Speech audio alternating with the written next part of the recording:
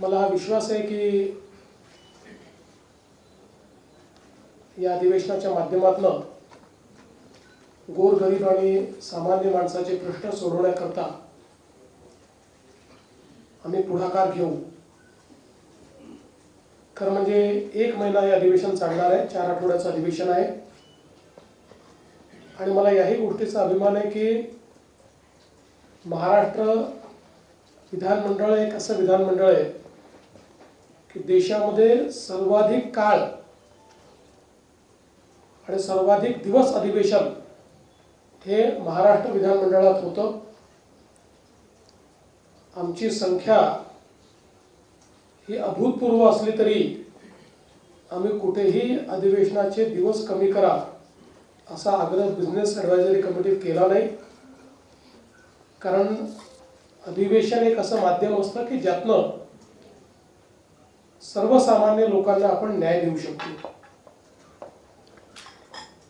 या अधिवेशनामध्ये 6 मार्चला मी अर्थसंकल्प मांडणार आहे। खरं म्हणजे माननीय अजितदादा पवार यांनी या अर्थसंकल्पाकरता प्रचंड तयारी केली होती आणि एक चांगला अर्थसंकल्प देण्याचा त्यांचा मानस होता। दुर्दैवाने हा अर्थसंकल्प मांडण्याची वेळ ही माझ्यावर आलेली आहे। एक अर्थमंत्री म्हणून अजितदादांना जे मी जवळून बघितलं, कुठल्याही मुख्यमंत्र्यांना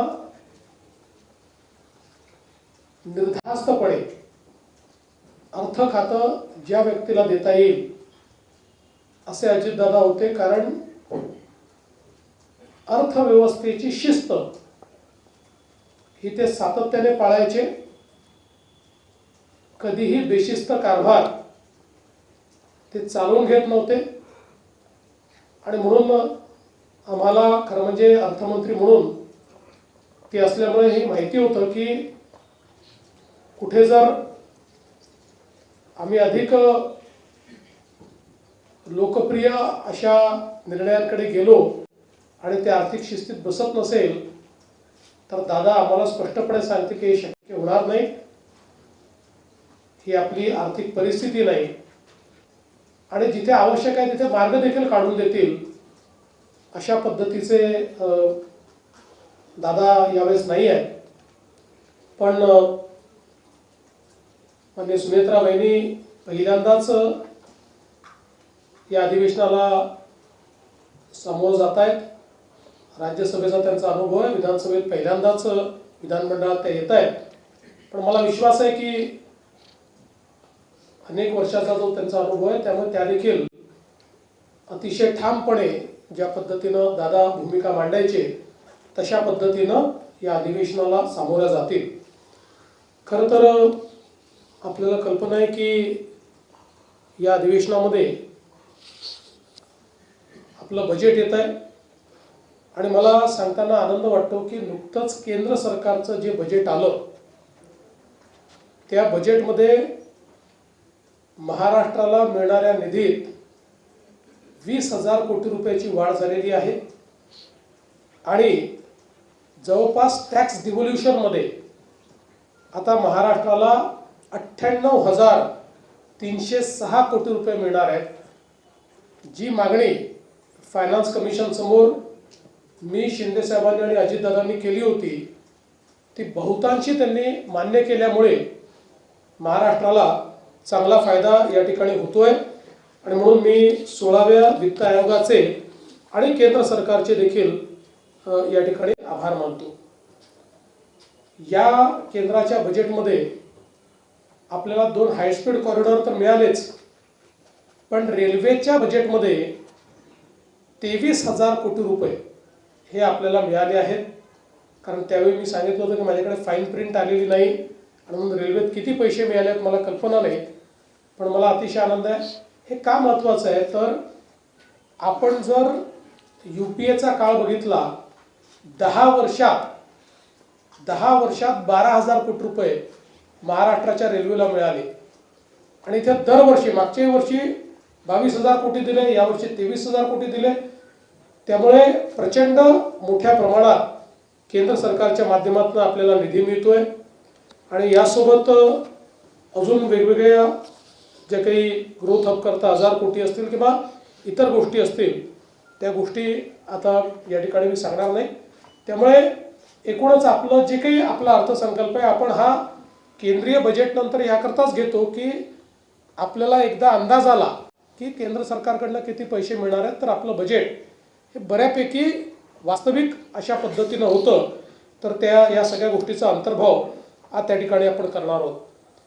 यावेळी मी केंद्र सरकारचे आणि विशेषतः शिवराज सिंग चौहान साहेबांचे देखील आभार मानेन की जुनी नरेगा आणि आता रामजी जी योजना झालेली आहे, आपण ॲडिशनल मॅनडेजची त्या ठिकाणी एक मागणी केली होती आणि 1300 लाख मनुष्य दिवसावरनं 1600 लाख मनुष्य दिवस अशी आपल्याला त्यांनी वाढ करून दिल्यामुळे जवळपास 1400 कोटी रुपये अतिरिक्त हे महाराष्ट्राला या ठिकाणी त्या माध्यमातून देखील मिळणार आहेत. दावोसमध्ये 30 लाख कोटी रुपयाचे करार आपण जे केले, त्याही संदर्भात बऱ्याच चर्चा झाल्या. निश्चितच तो विषय सभागृहात देखील येईल. त्यावेळी या संदर्भात काय वस्तुस्थिती आहे, जुन्या करारांची काय वस्तुस्थिती आहे, या संदर्भातलं सगळं विवेचन आणि अनेकांच्या शंका असतात, काही गैरसमज असतात, त्या शंका आणि गैरसमज देखील दूर करण्याचं काम हे आम्ही करू. इंडिया AI समिटमध्ये महाराष्ट्राने चांगलं पार्टिसिपेशन केलं आणि विशेषतः आज आपण AI फॉर ॲग्रिकल्चर अशी एक आंतरराष्ट्रीय समिट चालू केली. त्याचं सॅटेलाईट सेशन हे महाराष्ट्राला इंडिया AI समिटमध्ये मिळालं होतं. मला सांगताना आनंद वाटतो की स्वर्गीय दादांनी त्यांच्या बजेटमध्ये 500 कोटी रुपयाचं AI मिशन सुरू केलं होतं. त्या मिशनच्या अंतर्गत आपण महाराष्ट्र पहिलं राज्य झालं की ज्यांनी महाविस्तार हा शेतकऱ्यांकरता एक AI ॲप तयार केला आहे. महाविस्तारमध्ये प्रत्येक शेतकऱ्याला त्याचा स्वतःचा एजंट आहे. म्हणजे त्याला वैयक्तिक ज्या गोष्टीची माहिती पाहिजे आहे, वेदरची माहिती पाहिजे, त्याला पीक पद्धतीची माहिती पाहिजे, त्याला पिकाच्या सायकलची माहिती पाहिजे, काय वापरलं पाहिजे, कुठल्या स्टेजला याची माहिती पाहिजे, इथपासनं तर अगदी फोटो काढला की त्या फोटोवरनं तो AI एजंट त्याला सांगणार आहे की त्याच्या पिकाची परिस्थिती काय आहे आणि त्याच्यावर कुठल्या प्रकारची कीड येऊ शकते. इथपर्यंत सगळ्या गोष्टी, मार्केट लिंकेज असेल, वेगवेगळे भाव असतील, एका ॲपवर हे सगळे त्याला मिळणार आहेत. आणि मला सांगताना आनंद वाटतो की महाराष्ट्रातल्या 30 लाख शेतकऱ्यांनी याचा वापर सुरू केलेला आहे. बहुभाषिक अशा प्रकारचं ॲप आहे. ज्याला टायपिंग करता येत नाही, तो बोलला तरी त्याला तिकडनं उत्तर मिळणार आहे. त्याने टाईप केलं तर टाईप करून त्याला उत्तर मिळणार आहे. आणि आता वेगवेगळ्या भाषांसोबत पहिल्यांदा आज एक पहिला प्रयोग आपण केला की त्याच्यामध्ये आमच्या आदिवासी भागातली जी भिली भाषा आहे, भिली, या भिली भाषेचं इन्क्लुजन आता आज आपण त्याच्यामध्ये केलं. म्हणजे भिली भाषेतही कुठलाही प्रश्न विचारला शेतीच्या संदर्भात तर रिअल टाईम त्याला त्या ठिकाणी ते उत्तर मिळेल. आणि आता ॲग्रिस्टॅक हा जो काही आपण तयार केलेला आहे त्याच्याशी हे जोडल्यानंतर महाराष्ट्र AIच्या वापरामध्ये, ॲग्रिकल्चरमध्ये, कृषीमध्ये खूप पुढे जाणार आहे. आणि आज वेगवेगळे स्टार्टअप्स हे देखील आपल्या या हा जे प्रदर्शन आपलं आहे त्याच्यामध्ये आलेले आहेत. आणि या AI समिटला जगातलं, देशातलं कुठल्याही राज्याने घेतलेलं पहिलं ॲग्री AI समिट म्हणून केंद्र सरकारने त्याला मान्यता दिलेली आहे. त्यामुळे शेतीच्या क्षेत्रामध्ये मोठ्या प्रमाणात AI चा वापर, आणि तो कशा करता तर AI चा वापर केल्यामुळे उत्पादन खर्च 25% 40% कमी करता येतो. या दृष्टीने हा AI चा वापर त्या ठिकाणी आपण करतो. मला असं वाटतं की एक अत्यंत महत्त्वाचा टप्पा हा महाराष्ट्राने या निमित्ताने गाठलेला आहे. आज खरं म्हणजे विरोधकांचं एक पत्र आम्हाला 6 पानांचं आणि 18 मुद्द्यांचं पत्र मिळालं, आणि आपल्याला माहिती आहे की शरद पवार गटाचे आमदार काही हजर नव्हते, त्यामुळे त्यांनी एका माजी आमदाराची सही त्याच्यावर घेऊन घेतली. त्यामुळे आमदारांसोबत त्या गटाच्या एका माजी आमदाराची सही त्यांनी त्या ठिकाणी घेतली आहे. खरं तर मला असं वाटतं की जागतिक मातृभाषा दिनी आपल्या मातृभाषेच्या इतक्या चुका या पत्रामध्ये आहेत, हे जर त्यांनी आदित्य ठाकरेंना दाखवलं असतं तर आदित्यजींनी कदाचित त्यांच्याकडचे जे एक्सपर्ट्स आहेत, तज्ज्ञ आहेत, त्यांना दाखवून ते सुधारून घेतलं असतं. पण अतिशय म्हणजे चुका दुरुस्त करून करून काट करून असं एक पत्र आम्हाला त्यांनी दिलेलं आहे. आणि त्यामध्ये खरं म्हणजे आपण विचार केला तर आपल्या सगळ्यांचं कॉन्ट्रीब्युशन खूप आहे त्या पत्रामध्ये. ते कसं आहे माहिती आहे, आपण ज्या बातम्या छापता त्याचा पॅराग्राफ उचलून टाकून दिला आहे जसाच्या तसा. म्हणजे त्याच्यात त्यांनी स्वतःची भाषा देखील वापरण्याचा प्रयत्न केलेला नाही. त्याच ठिकाणी फक्त शुद्ध लेखन बरोबर आहे, बाकी ठिकाणी प्रॉब्लेम आहे. आणि मला असं वाटतं की या सगळ्या बातम्या टाकून आणि त्यांनी पण ठीक आहे, मला असं वाटतं की भास्कर जाधव तसे प्रामाणिकपणे बोलतात, त्यामुळे त्यांनी त्यांच्यात काय गॅप आहे वगैरे हे त्या ठिकाणी नेहमीच प्रांजळपणे कबूल करतात, तशी कबूल त्यांनी केली आहे. मुळात एकच गोष्ट सांगतो की सातत्याने जनादेशाचा अपमान करण्याचं काम विरोधी पक्षाच्या वतीनं होतं. सत्ताधाऱ्यांना मस्ती आली आहे, सत्ताधाऱ्यांना मात चढलाय, अशा पद्धतीनं जनादेशाचा अपमान ते करतात. खरं म्हणजे आमचे सगळे सत्तारूढ पक्ष हे विनम्रतेनं जनतेमध्ये जात आहेत आणि जनतेची सेवा करतायत, म्हणून स्थानिक स्वराज्य संस्थांमध्ये अभूतपूर्व अशा प्रकारचा विजय हा आम्हाला जनतेने दिलेला आहे. यातनंही जर हे शिकणार नसतील तर मला असं वाटतं की विरोधी पक्षाचं काय होईल याबद्दल वेगळं काही सांगण्याची आवश्यकता नाही. बरं, यात अनेक गोष्टी अभ्यास न करता मांडायच्या. मुख्यमंत्री सौर ऊर्जा प्रकल्पात 12,000 कोटीचा भ्रष्टाचार. आता याच्यामध्ये मुळामध्ये ज्यांना कामं दिली होती त्यातल्या ज्या लोकांनी कामं वेळेवर केली नाहीत, पैसे आपले नाहीत, ते स्वतः पैसे लावणार आहेत. याच्यामध्ये आपण पैसे देत नाही, ते स्वतः पैसे लावतात आणि काम करतात.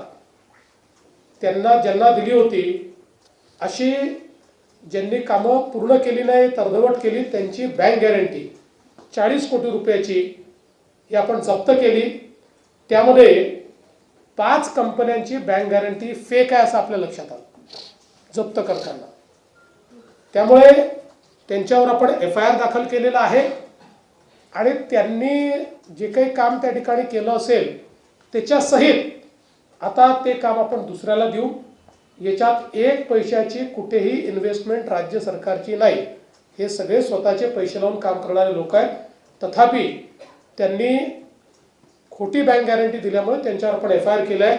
त्यामुळे कुठलीही माहिती न घेता बोलण्याची जी काही एक प्रथा विरोधी पक्षात पडली आहे, विरोधी पक्षाने आरोप केलाच पाहिजे, पण तो माहितीसहित, पुराव्यांसहित आणि शार्प आरोप केला पाहिजे.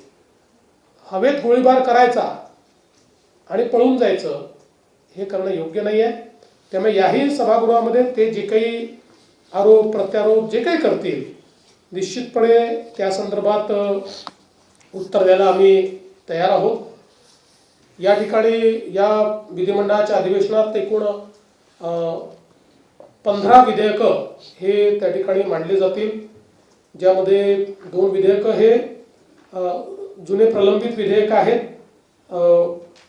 हे सगळे विधेयकं पूर्ण चर्चेअंती आम्ही त्या ठिकाणी मंजूर करू आणि भरपूर चर्चेची संधी ही विरोधी पक्षाला, सत्तारूढ पक्षाला, सगळ्यांना आम्ही देणार आहोत. चर्चेतनं प्रश्न सुटतात आणि विधानमंडळामुळे प्रशासन जे आहे हे त्या ठिकाणी तंदुरुस्त राहतं असं मानणाऱ्यांपैकी आम्ही असल्यामुळे पूर्ण काळ विधानमंडळ चालेल. आमचे अध्यक्ष तर कधी कधी रात्री 12 वाजेपर्यंत चालवतात. त्यांना आम्ही विनंती करतो की तुम्ही थोडं वेळेत बंद करा, तरी ते चालवतात. पण मी एवढाच विश्वास देतो, एक चांगला अर्थसंकल्प मांडण्याचा प्रयत्न आम्ही करू. जे मुद्दे माननीय अजितदादांना अपेक्षित होते ते सगळे मुद्दे या अर्थसंकल्पामध्ये त्यांनी जे काही सूचना केल्या होत्या त्या सगळ्या सूचना या आम्ही अंतर्भूत करू आणि जनसामान्यांना दिलासा देत असताना आर्थिक शिस्त देखील राज्याची पाळता आली पाहिजे या दृष्टीनं काही कडक पावलं देखील उचलायची आवश्यकता पडली तर ती देखील आम्ही उचलायला मागे पुढे पाहणार नाही, हा विश्वास मी आपल्या सर्वांना देतो. धन्यवाद.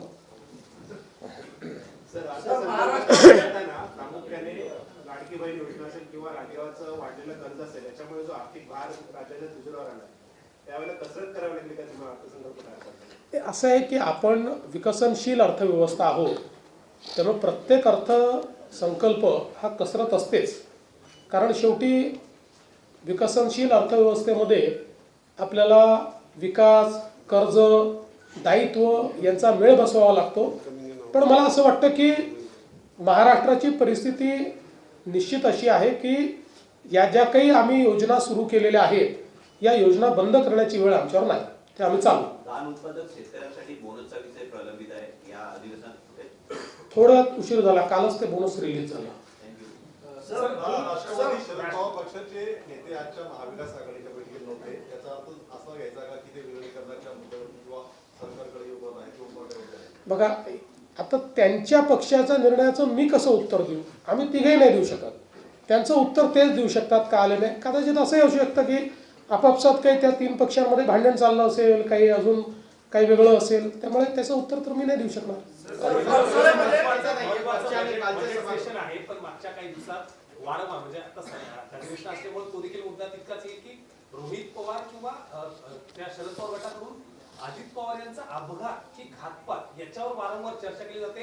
हा मुद्दा देखील सभागृहात येताना दिसतोय. खरं तर सगळ्या चौकशा सुरू आहेत, सगळ्या गोष्टी सुरू आहेत, पण याला देखील कसं काही नॅरेटिव्ह उभा केलं जाते त्याला उत्तर असणार. पहिली गोष्ट तर अशी आहे की जो काही दुर्दैवी अपघात झालेला आहे त्यामुळे सर्वच लोक शॉकमध्ये आहेत. कोणाचं दुःख जास्त आहे आणि कोणाचं दुःख कमी आहे असं ते आखता येणार नाही. आणि मला असं वाटतं की त्यांच्या परिवारापेक्षा जास्त दुःख कोणाला असूही शकत नाही, पण सगळेच लोक त्यामध्ये दुःखी आहेत. आता या संदर्भात हा जो काही अपघात झालेला आहे किंवा जी घटना घडलेली आहे याची DGCAच्या माध्यमातून चौकशी चालली आहे. DG सेफ्टी स्वतः ती चौकशी करतायत. आपण CID चौकशी सुरू केली होती, मात्र राष्ट्रवादी काँग्रेस पक्षाच्या वतीनं आम्हाला ही विनंती आली की याची CBI चौकशी झाली पाहिजे. तर शेवटी आपल्याला सगळं सत्य कळलंच पाहिजे. तात्काळ मी केंद्र सरकारला पत्र लिहिलं आहे. मी स्वतः माननीय गृहमंत्र्यांशी बोललो आहे आणि त्याची आपण जी काही CBI चौकशी आहे ती देखील आपण करणार आहोत. आता आपण जर बघितलं तर जवळपास 2 प्रेस नोट या DGCAने किंवा DG सेफ्टीने त्या ठिकाणी दिलेले आहेत. त्याच्यामध्ये त्यांनी सांगितलं आहे की 13 निर्धारित मानकांवर ही त्यांची चौकशी जी आहे ती चौकशी सुरू आहे. डिजिटल फ्लाईट रेकॉर्डर जो आहे त्याचा डेटा त्यांनी पूर्णपणे डाउनलोड केलेला आहे. व्हॉइस रेकॉर्डर जो आहे त्याच्या संदर्भातही त्यांनी आपली भूमिका स्पष्ट केलेली आहे. त्यामुळे डेटा उपलब्ध होणार नाही अशी कुठलीच आता परिस्थिती त्या ठिकाणी नाही. त्या संदर्भात जी काही शेवटी ही विमानं परदेशात बनतात त्यामुळे तिथल्याही जो काही व्हॉइस रेकॉर्डर आहे त्याचा डेटा रिट्रीव्ह करण्याकरता त्यांची मदत ही त्या ठिकाणी घेतली जाते. आणि मलबा असेल, परिचालन किंवा मेंटेनन्स रेकॉर्ड असतील, या सगळ्यांची चौकशी चाललेली आहे. विशेषतः VSR ही जी कंपनी आहे या कंपनीचं पूर्ण ऑडिट हे DGCAने सुरू केलेलं आहे आणि केवळ या अपघातापुरतं ते ऑडिट चाललेलं नाही आहे, तर त्यांचं पूर्ण गेल्या काही वर्षाचं सगळ्या फ्लाईट्सचं ऑडिट हे त्या ठिकाणी अतिशय कडक पद्धतीनं करण्यात येत आहे. त्यांचे लॉगबुक्स असतील, तिथे FTDL जे असतं त्याचं ते योग्य प्रकारे पाळले गेले की नाही, मेंटेनन्स योग्य प्रकारे होता की नाही, या सगळ्या गोष्टींचं त्या ठिकाणी चौकशी चाललेली आहे. त्यामुळे मला असं वाटतं की या सगळ्या चौकशीचा जो काही निकाल आहे त्याची वाट बघितली पाहिजे. अर्थात या संदर्भात कोणाच्या मनात शंकाच असू नये असं म्हणणाऱ्यांपैकी मी नाही.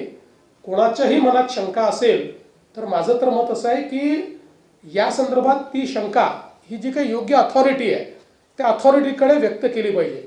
म्हणजे अगदी ज्यांच्या मनात शंका आहे त्यांनी DGCAला त्या शंकांच्या संदर्भातलं एखादं पत्र लिहावं किंवा आमच्याकडे दिलं तर आम्ही देखील ते पत्र हे DGCAपर्यंत पोस्ट करू. कारण कुठली शंका, व्हॅलिड शंका तर वेगवेगळ्या प्रकारच्या काही काढता येऊ शकतात, मी त्याच्याबद्दल म्हणत नाही.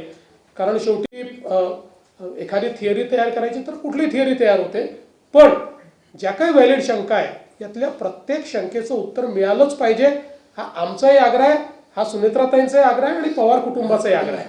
त्याच्यामुळे मला असं वाटतं की ज्या काही शंका असतील त्या त्यांनी, म्हणजे ज्याच्यावर समजा 13 निर्धारित जे मुद्दे आहेत त्या मुद्द्याच्या बाहेरही कोणाची शंका असेल तर त्यांनी ते DGCAला लिहिलं पाहिजे. आम्हाला दिलं तर आम्हीही आपल्या वतीनं ते DGCAकडे पाठवू की याही शंकांच्या संदर्भात आपण उत्तर दिलं पाहिजे किंवा जो काही तुम्ही त्याच्यात चौकशी करताय त्या चौकशीत काय आढळत आहे हे त्या ठिकाणी सांगितलं पाहिजे. म्हणून मला असं वाटतं की कोणी चौकशीची मागणी करणं चुकीचं नाही, चौकशी झाली पाहिजे, चौकशी होतेच आहे.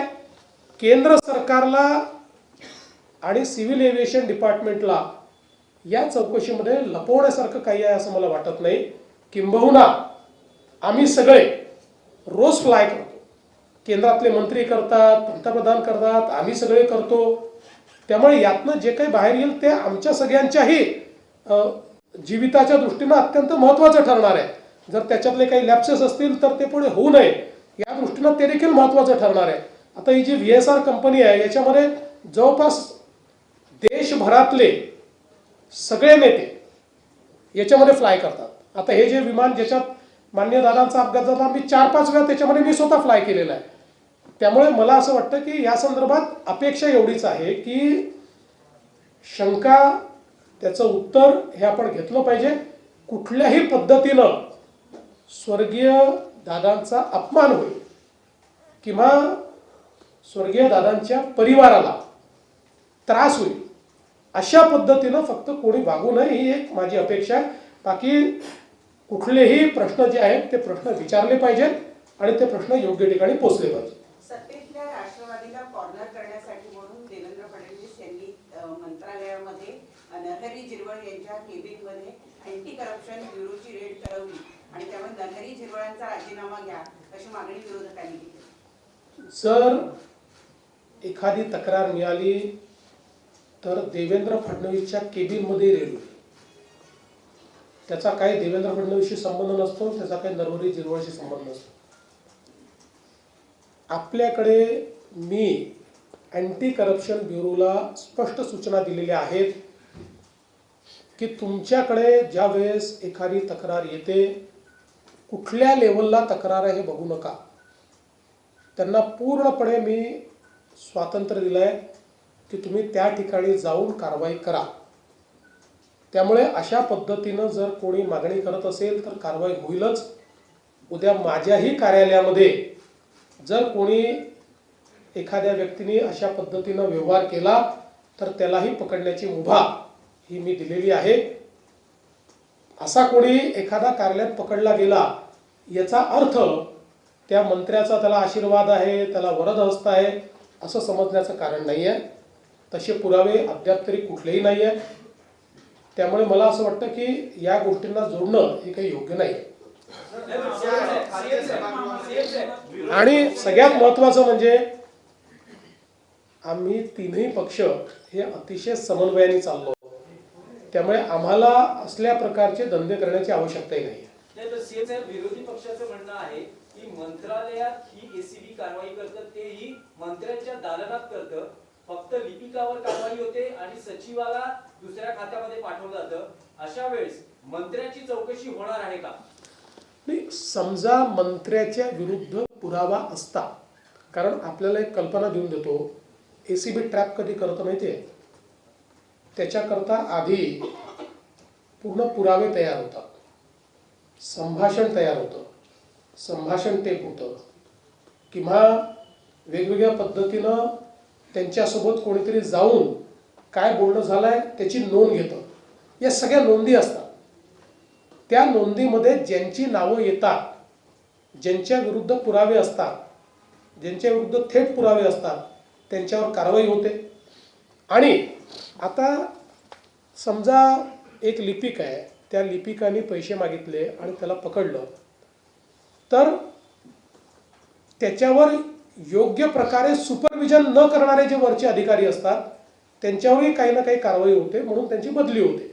आता या संदर्भात ज्यांची बदली झालेली आहे त्यांच्याबद्दल अद्याप माझ्याकडे पूर्ण माहिती नाही आहे, मी ती पूर्ण माहिती घेऊन तुम्हाला बोलेन. पण या सगळ्या प्रकरणामध्ये कुठल्याही पुराव्यामध्ये, कुठल्याही कन्व्हर्सेशनमध्ये मंत्र्याचं नाव आलेलं नाही. ते जर आलं असतं तर आम्ही निश्चितपणे मंत्र्यांना देखील राजीनामा मागितला असता, पण ते कुठेही आलेलं नाही. जेव्हा ही कारवाई मंत्रालयात मंत्र्याच्या दालनात होते, राज्य सरकारच्या प्रतिमेला धक्का बसतो असं तुम्हाला वाटत नाही का?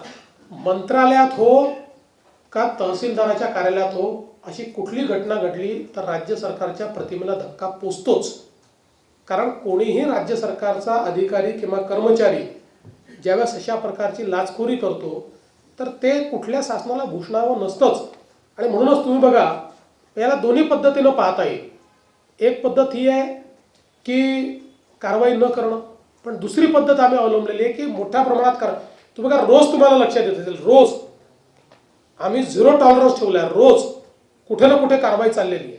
कारण एसीबीला सांगितलेलं आहे की अशा पद्धतीनं जर कोणी वागत असेल आणि जनसामान्यांकडनं पैसे वसुली होत असेल तर कारवाई कराच. आता याला कोणी दुसरं हे म्हणू शकेल की लाचखोरीची प्रकरणं वाढली नाही, कदाचित हे आधी करत असतील पण तुम्हाला माहिती नव्हतं किंवा तुम्ही कारवाई नसेल केली. समजल्याबरोबर कारवाई करणं हाच याच्यावरचा उपाय आहे. अल्पसंख्याक विभागाच्या शाळांना मान्यता दिलेली, तुम्ही त्याला स्थगिती दिली होती. मात्र आता त्या विभागाने स्पष्टीकरण दिलेलं आहे की आजीदादांच्या काळातच याला सगळी मान्यता मिळाली होती आणि कुठेतरी महापोर्टल जे आहे त्या बिघाडामुळे उशिरा अपलोड झालेला आहे. असं आहे की या संदर्भात आता हा विभाग माननीय उपमुख्यमंत्री महोदयांकडे आहे. त्या पूर्ण चौकशी करता आहेत. त्यात जे तथ्य असेल ते तथ्य तुमच्यासमोर मांडलं जाईल. मला सुनीता वहिनींना प्रश्न विचारायचा आहे की आता सीएम साहेबांनी तर खुलासा केलाच आहे सगळ्या अभ्यास संदर्भात, पण रोहित पवार हे प्रश्न रोज अनेक वेगवेगळे उपस्थित करतात, तर मुंबईत ते दिल्लीत जाऊन करतायत. तुम्हाला याच्या संदर्भात काय बोलायचं आहे का? कारण की तुमच्याकडनं कुठलीच प्रतिक्रिया येत नाहीये आणि या सगळ्या गोष्टींमध्ये एक मुद्दा उपस्थित राहतो की तुम्ही जी भूमिका मांडली, म्हणजे जय पवारांचा आम्ही इन्स्टावर भूमिका मांडली बघितली, पण या रोहित पवार जे रोज मुद्दे मांडतात ते तरी मान्य आहे का? मग काय नेमकं काय? आत्ताच आपल्याला माननीय मुख्यमंत्र्यांनी असं उत्तर दिलेलं आहे. आणि चौकशी म्हणजे आम्ही पण त्यांना सांगितलेलं आहे. मी CBI तर्फे चौकशीचे पत्र मुख्यमंत्री साहेबांना दिलेलं आहे. त्यामुळे चौकशांती आपल्याला कळेलच काय ते. असं आहे की यातलं प्रत्येक गोष्ट ही सगळ्यांना समजलीच पाहिजे, हा आमचाही आग्रह आहे. त्यामुळे आम्हीही त्याचा पाठपुरावा करत राहू. प्रत्येक जी गोष्ट ज्यातनं शंका उपस्थित होते त्याचं उत्तर येतपर्यंत आम्ही पाठपुरावा करणार. वरच्या आणि खालच्या सभागृहामध्ये विरोधी पक्ष नेता नाहीये, त्यामुळे टेक्निकल मुद्द्यांवर असेल, या सगळ्या शंका आणि प्रश्न उपस्थित केले जातात, त्याचा जो शोध आहे त्याची जी प्रोब आहे ती CBI करेल.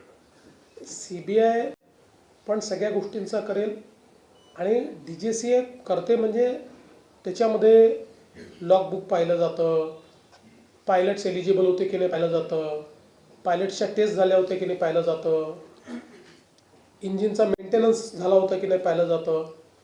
एक विमान जेव्हा आपण उडवतो त्यावेळी अनेक चेक्स असतात स्टॅट्युटरी, ते सगळे चेक झाले होते की नाही, त्याच्यामध्ये काही लॅप्सेस आहे का. याच्यासोबत हे जे डिजिटल फ्लाईट रेकॉर्डर आहे किंवा व्हॉइस रेकॉर्डर आहे, यातनं प्रत्यक्ष त्या क्षणी काय घडत होतं याची माहिती मिळते.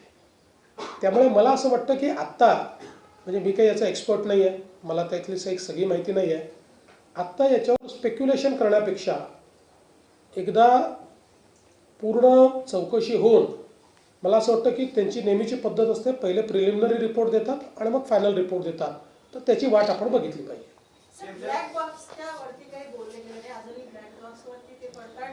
मला असं वाटतं की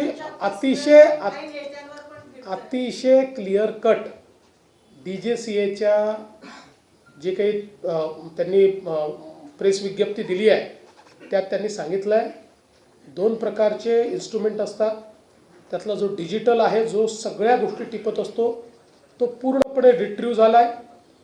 जो व्हॉइसवाला आहे त्याही संदर्भात रिट्रीव्ह करणं चाललेलं आहे. तो जास्त ओव्हरहीट झाला होता म्हणून जे परदेशातले म्हणजे कंपनीचे लोक आहेत त्यांची मदत घेऊन तो रिट्रीव्ह करणं चाललेलं आहे. अगदी क्लिअर त्यांनी सांगितलेलं आहे.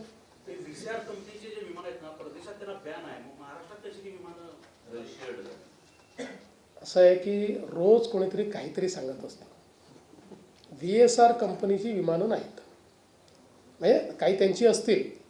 VSR हे एजंट आहेत, हे कंपनी चालवतात. वेगवेगळे लोक, काही त्यांचे स्वतःचे विमानं आहेत त्यांनी खरेदी केलेले, वेगवेगळे लोक विमानं खरेदी करतात. ही सगळी जी विमानं असतात ही त्यांना जसं आपला टॅक्सीचा लायसन्स असतो किंवा परमिट असतं तशा प्रकारचं त्यांना ट्रान्सपोर्टेशनचं परमिट असतं आणि ते यांच्याकडे ती विमानं ठेवतात आणि यांचे पायलट्स असतात, यांचा मेंटेनन्स असतो आणि त्यात त्यांना भागीदारी मिळते. त्यामुळे महाराष्ट्र सरकारने गेले अनेक वर्ष, म्हणजे आम्ही पाहतोय आता एकूणच या फील्डमध्ये 5-7 ऑपरेटर्स आहेत. त्यामुळे आलटून पालटून त्यांचीच विमानं येतात, तेच ऑपरेटर त्या ठिकाणी आणत असतात. आता कदाचित गेल्या काही वर्षांमध्ये VSR हा सगळ्यात मोठा ऑपरेटर झाला आहे, सगळ्यात जास्त विमानं त्यांच्याकडे आहेत. त्यामुळे ती विमानं म्हणजे जेव्हा आपण विमान रिक्विजिशन करतो त्यावेळी या 4-5 ऑपरेटरपैकी कोणाचं तरी विमान येणार आहे, तर ते विमान येतं. वरच्या आणि खालच्या सभागृहामध्ये विरोधी पक्ष नेता नाहीये. विरोधक म्हणतात की सरकारने मनाचा मोठेपणा दाखवावा लोकशाही टिकवण्यासाठी. सरकार घाबरते. नाही, फारच घाबरलो आहे आम्ही. घाबरून अगदी घरीच बसलेलो आहे. घाबरून आमची चाळण झालेली आहे. पण मला असं वाटतं की याचं उत्तर शिंदे साहेबांनी दिलेलं आहे. हे शेवटी अध्यक्ष आणि सभापती म्हणून ठरवते.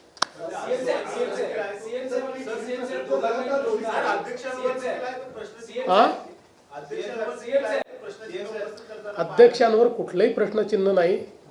रोज उठून काहीतरी आरोप लावायचे ही जी काही सवय आहे ही योग्य नाही आहे. त्याचं योग्य उत्तर मिळेल.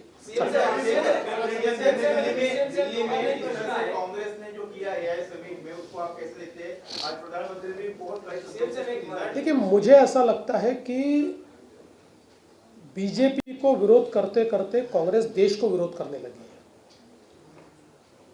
ये जो AI समिट है ये भारत की AI समिट थी और दुनिया भर के प्रधानमंत्री, राष्ट्रपति, head of the states, ministers पहली बार इतने बड़े पैमाने पर भारत में AI समिट में आए थे.